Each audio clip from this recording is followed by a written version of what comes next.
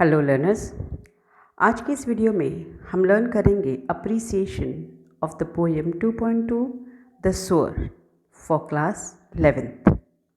Line by line we learn it. Sitting in a porchway cool. इस line में figure of speech है inversion because the correct order should be sitting in a cool porchway. But just to create the poetic effect, the line has been rearranged. The second line of the poem is Sunlight I see dying fast. Alliteration common figure of speech है जो पाया जाता है, जैसे कि S is repeated. You can see S sunlight, S see. Second figure of speech इसी line में you can see it is inversion because sunlight I see dying fast इसकी proper order होनी चाहिए I see sunlight dying fast. And this line has been rearranged just to create the poetic effect. One more figure of speech इसी line में दिखता है, वो है personification. Because sunlight is a non-living thing और इसको animate quality बताई गई है that it is dying. The sunlight is dying. So this sunlight has been given the animate quality of dying. Then the next line is twilight hastens on to rule. यहाँ पे alliteration figure of speech है. The sound of letter T, that is T, is repeated for poetic effect. That is T, twilight, T, two. इसी line में one more figure of speech है personification. Twilight, that is the light, has been given the animate quality of hastening. The twilight is hastening, making hurry to rule.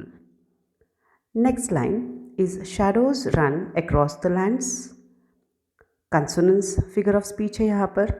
कंसोनेंस यानी जहाँ पर letter का जो sound रहता है वो रिपीट होता है. Okay, it can be in the middle, and और एनीवेयर. तो यहाँ पर you can see shadows and lands. The shadows run across the lands. So ज रिपीट हो रहा है. So here the figure of speech is consonance. One more is there, personification. Shadows which are inanimate objects, right? So here they have been given the animate quality of running, that the shadows are running across the lands. Next line is but a sower lingers still. Alliteration figure of speech है यहाँ पर because the sound of letter s is repeated for poetic effect. S sower, s still. Beginning sound of two letters is S. Second is inversion. Inversion यहाँ पर क्यों है? Because ये line poetic effect के लिए rearrange की गई है. Proper line होनी चाहिए but a sower still lingers. और यहाँ पर है but a sower lingers still, यानी ये rearrange की गई है and actually इसका होना चाहिए but a sower still lingers. Then the next line is old in rags he patient stands. Again यहाँ पे consonant figure of speech है because rags stands. उसी तरीके से in and patient stands, न ये राउंड साउंड रिपीट हो रहा है, न and z. So here आपको consonant figure of speech दिख रहा है. One more figure of speech यहाँ पर वो है inversion because ये proper line होनी चाहिए old in rags he stands patiently. ly यहाँ पे adverb का काम करता है but as I said just to create the poetic effect the poet manipulates the words. और जैसे यहाँ पर उन्होंने किया है his patient stands, इन्होंने adverb का इस तरीके से यहाँ पर इस्तेमाल किया है. Then the next line is looking on I feel a thrill. यहाँ पर भी consonant figure of speech है because ल looking I feel ल thrill ल, यहाँ पे ल साउंड रिपीट हो रहा है. Next line is dominates the furrows deep. alliteration figure of speech है ड dominates ड deep. inversion भी है बिकॉज यहाँ पे प्रॉपर लाइन होनी चाहिए dominates the deep furrows. The furrows are deep. Okay, domination is not deep. So dominates the deep furrows.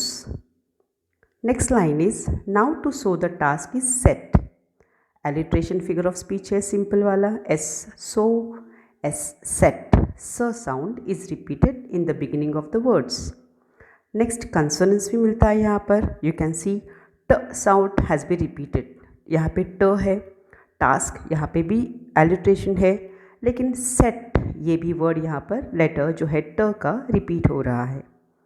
And one more is inversion, because यहाँ पे प्रॉपर लाइन होनी चाहिए sentence, now the task to sow is set, okay, now the task to sow is set, so this is the correct order of this line, और इसके लिए इसको inversion figure of speech में डाला गया है। Next line is soon shall come a time to reap, alliteration figure of speech है, very simple to identify, T time, T to repeat हुआ है। इन्वर्जन फिगर ऑफ स्पीच भी मिलता है because proper line should be a time to reap shall come soon, a time to reap shall come soon, और यहाँ पर poetic effect के लिए कहा गया है soon shall come a time to reap. Next line is marches he along the plain, inversion figure of speech simply दिख रहा है बिकॉज सब्जेक्ट है he marches along the plain, but to create poetic effect और you can say the rhyming scheme, marches he along the plain, इस तरीके से line लिखी गई है। Then the next line is to and fro and scatters wide, now यहाँ पे थोड़ा नया figure of speech which you know very well, antithesis, जिसमें ऑपोजिट आइडियाज या opposite words easily you can make out. To and fro means back and forth, आगे पीछे। It has been used to indicate the movement of the sower. How does he scatter the wide? Scatters the grains wide, and with the movement he goes to and fro, back and forth, और इसलिए यहाँ पर antithesis ये figure of speech दिखाई दे रहा है। Next line is from his hands the precious grain, alliteration दिख रहा है because the figure of the letter h और the sound h, his, her hands is repeated.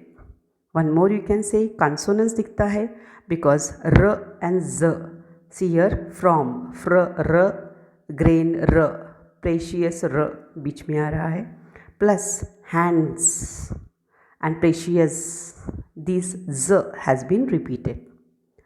Inversion figure of speech भी यहाँ पर दिख रहा है because यहाँ पर होना चाहिए the precious grain from his hands. The precious grain from his hands, this is the proper sentence order. Next line है muse I as I see him stride. अब इस लाइन में आपको तीन फिगर्स ऑफ स्पीच मिल रहे हैं। पहला है alliteration because the sound of S is repeated, see stride, inversion भी मिल रहा है। I muse as I see him stride, I muse as I see him stride, poetic effect के लिए और राइम स्कीम मेंटेन करने के लिए यहाँ पर पोएट ने इन्वर्जन फिगर ऑफ स्पीच का इस्तेमाल किया है। प्लस आपको रिपीटेशन भी दिख रहा है, I letter has been repeated twice just to emphasise that the poet is musing while he watches the sower taking stride, right. So यहाँ पे और भी फिगर्स ऑफ स्पीच आपको मिल सकते हैं। You can see muse as z repeat हो रहा है, सो यहाँ पे कंसोनेंट साउंड भी आपको मिल सकता है।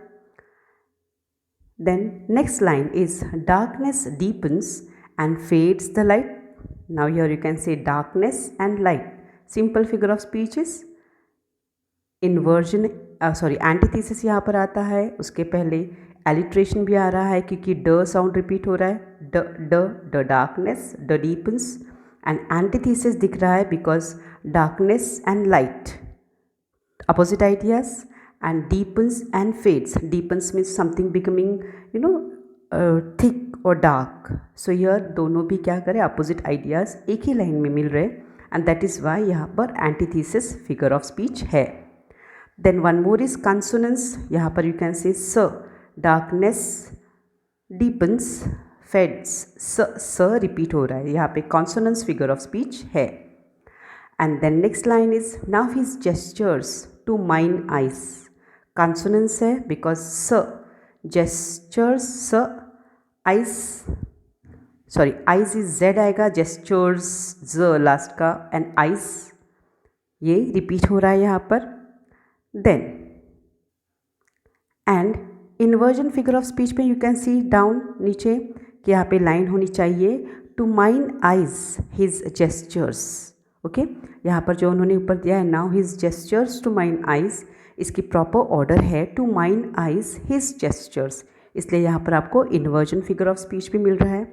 And one more the very important जो ज़रा नई किस्म का है, that is the third one सिनेक्डोक.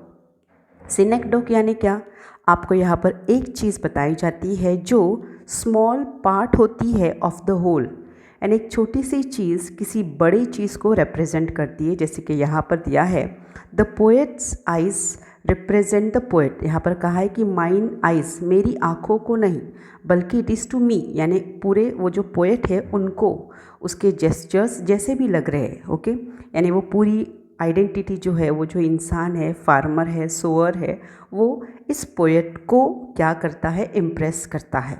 August उनकी जो पर्सनालिटी है, इसके लिए सिर्फ उनकी आँखों को वो नहीं भाता बल्कि उस पोएट को वो भाता है. इसलिए सिनेक्डोक ये फिगर ऑफ स्पीच है, बिकॉज सिर्फ आँखें नहीं बल्कि पूरा पोएट, यानी वो पोएट जो शख्स है, जो इंसान है, वो इम्प्रेस हो चुका है. Then the next line is our august and strange his height. यहाँ पर एलिट्रेशन फिगर ऑफ स्पीच है क्योंकि हिज हाइट रिपीट हो रहा है. कंसोनेंस भी है बिकॉज र रिपीट हो रहा है, R strange raw.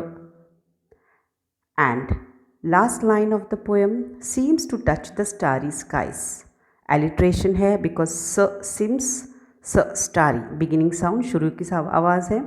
To touch, to and touch, T to T touch, ये रिपीट हो रहे हैं to create the poetic effect. And one more figure of speech है थोड़ा नया इस पोएम में, वो है hyperbole.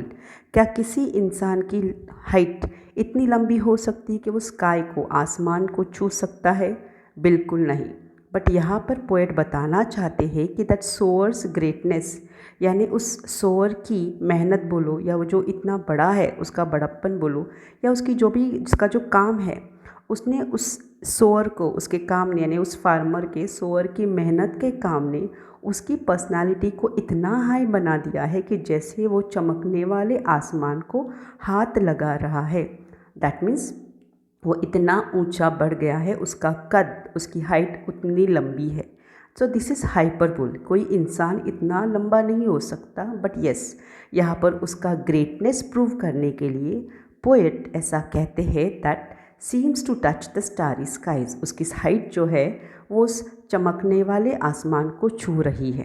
Okay, that's it. Thank you very much. I hope आपको पहले वीडियो के जैसे इस वीडियो के फिगर्स ऑफ स्पीच भी डेफिनेटली समझ में आए होंगे, and they will help you in your exam. Thank you very much.